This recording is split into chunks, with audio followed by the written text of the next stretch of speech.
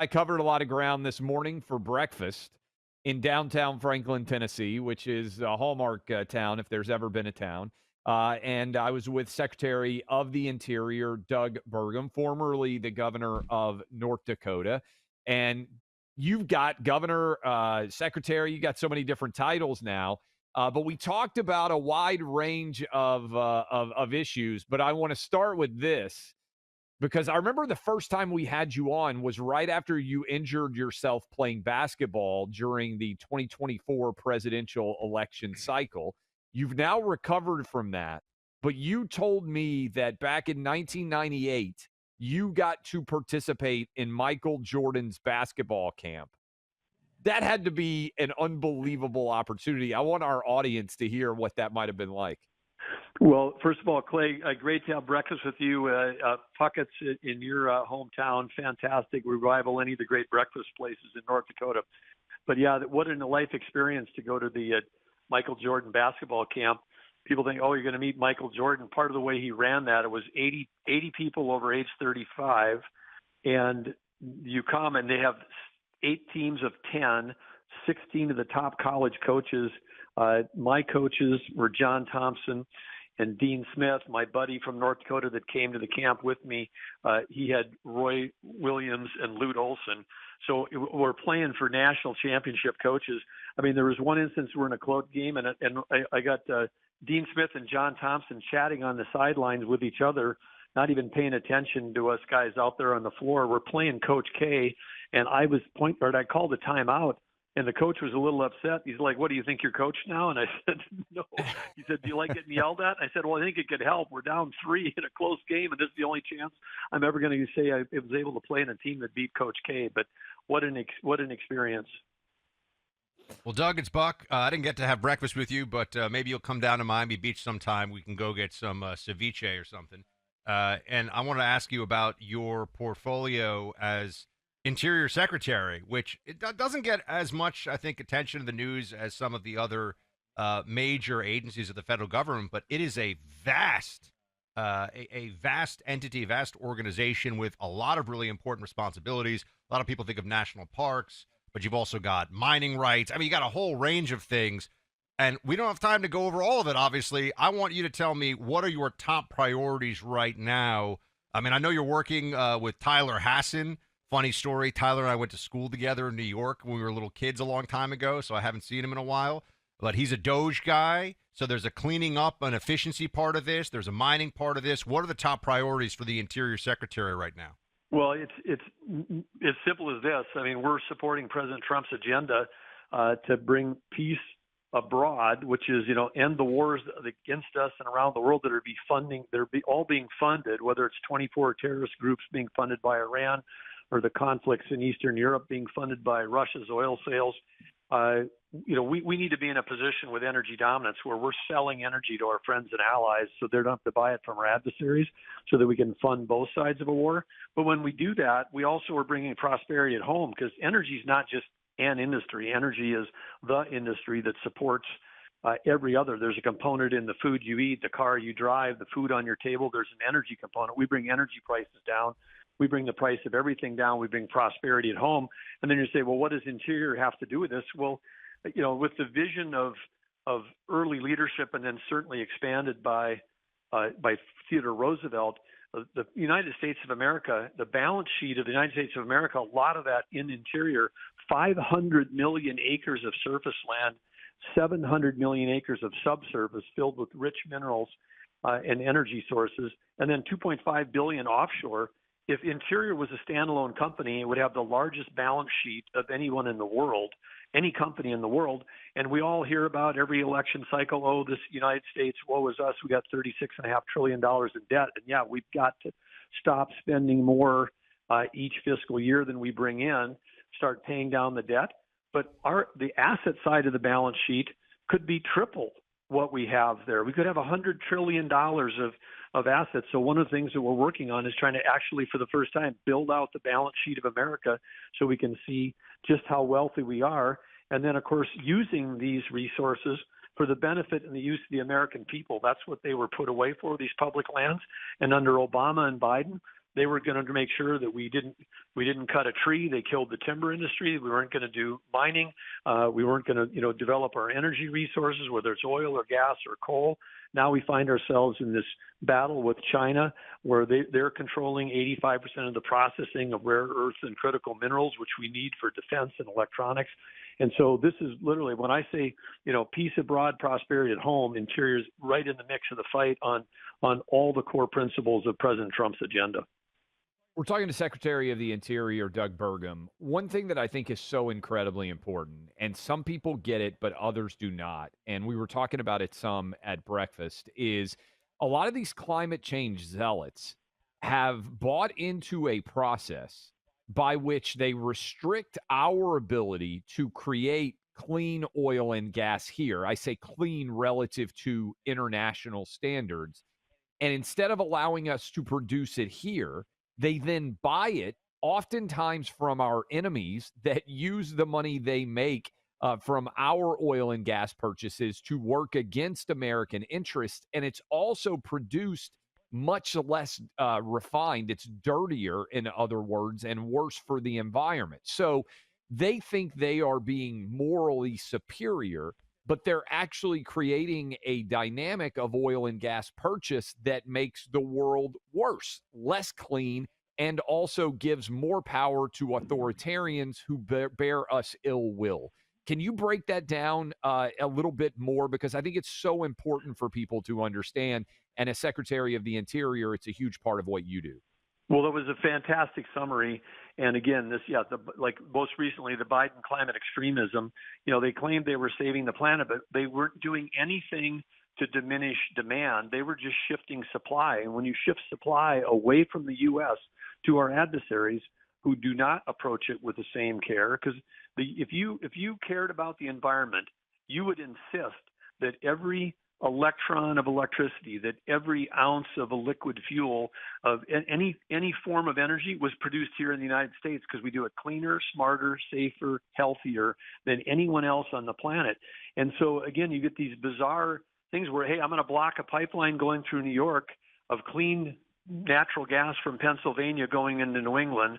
We're going to vote that down because the state of New York and we believe we're saving the planet. Meanwhile, because they do that, now in the state of Maine, 80% of the homes are heated by heating oil, 41% of the homes in New Hampshire. At the time of the Russian invasion of New Hampshire, we were offloading in our country 400,000 barrels a day equivalent of dirty Russian heating oil to heat homes in New England because we couldn't get clean Pennsylvania U.S. natural gas to them because we're going to block a pipeline. I mean, the absurdities and essentially the lie around that somehow stopping energy production or transportation in America was good for the global environment or good for our environment. It's just none of that's true. It's all false. And then it raises the price. I mean, the price of natural gas in New England in some places is triple what it is in Pennsylvania, and that's so unfair to Americans, because we low-priced energy is what's going to bring manufacturing back on shore. It's what's going to help us win the AI arms race against China. It's what's going to help people pay their bills, and it's going to bring down even the price of groceries when we have lower energy prices. So again, we're in a battle of common sense here, and we're fighting for every American because every American deserves to have access to clean, low-cost, affordable, reliable energy.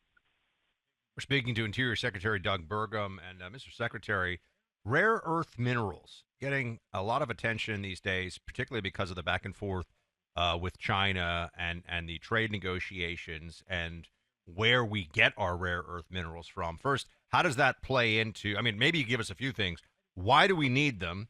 How does China play into this? And how do we get more rare earth minerals here, domestic sources in America?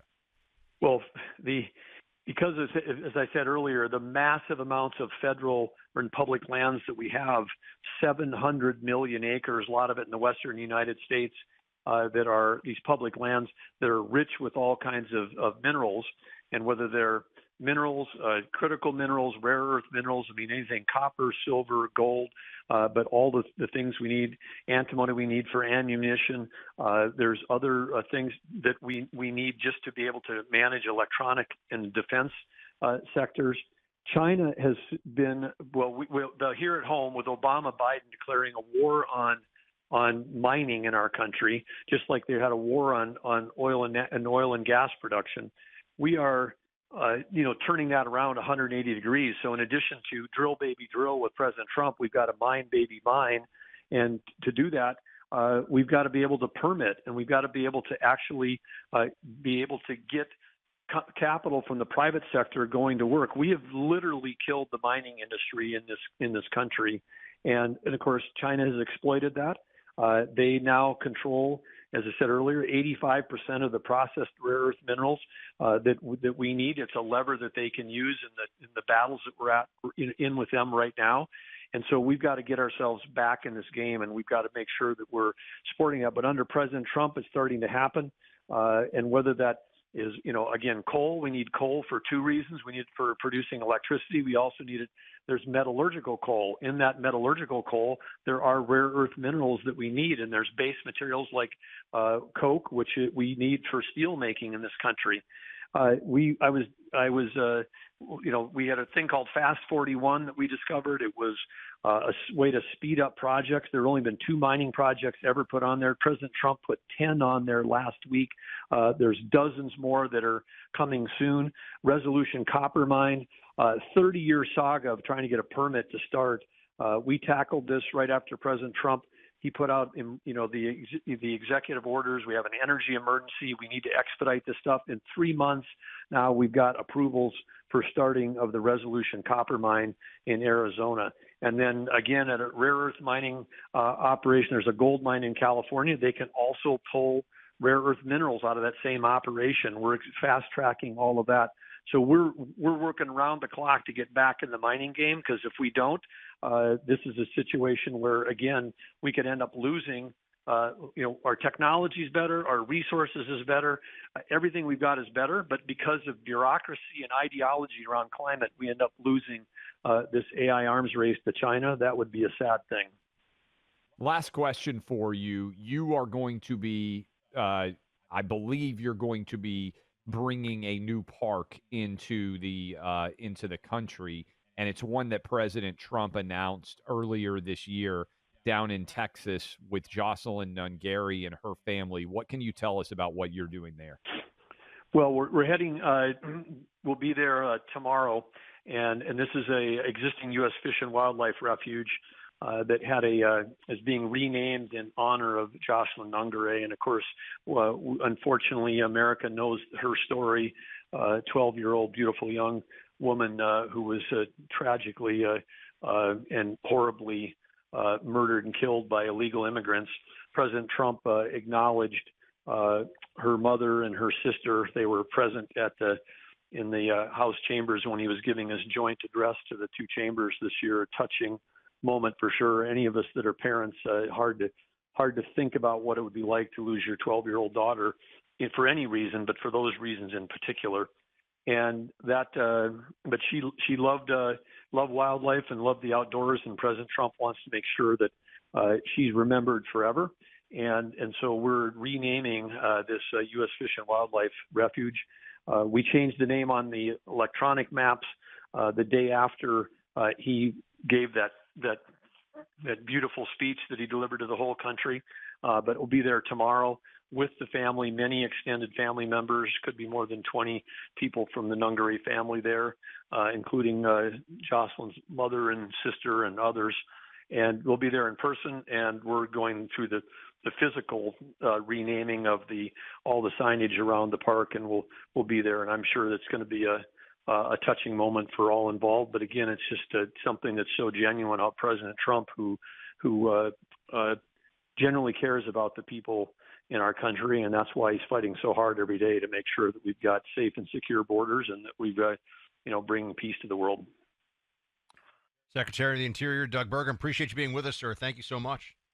Well, great to be with both of you, and look forward to be back on. And thank you both for all you do in helping inspire America to reach our fullest potential, whether it's the parents or as a country. So thanks for all you do, gentlemen. Thank you. Thank you. Inflation is not going down fast enough. We were just talking about mining for rare earth minerals. You know what else has to be mined? Gold. You can't just print gold. Gold maintains value as a result. Just look at it historically. putting a portion of your savings in 401k into the one commodity that seems to just increase with time, gold, makes a lot of sense. Look at the price of gold over the last month, near all-time highs. Gold is a safe haven asset for investors who realize that there's going to be some ups and downs ahead. If you're concerned about the value of your savings, I encourage you to have a free consultation with Birch Gold Precious Metals. They are good people. They're a company that I recently used for my own most recent gold purchase, and it's so easy. The first step is just text my name, Buck, to 989898. Receive your free, no obligation info kit on gold. Learn how to hold gold and silver in a tax-sheltered account. Birch Gold will help you convert an existing IRA or 401k into a tax-sheltered IRA for no money out of pocket. A-plus rating from the Better Business Bureau. Text my name, Buck, to 989898 and check out Birch Gold today.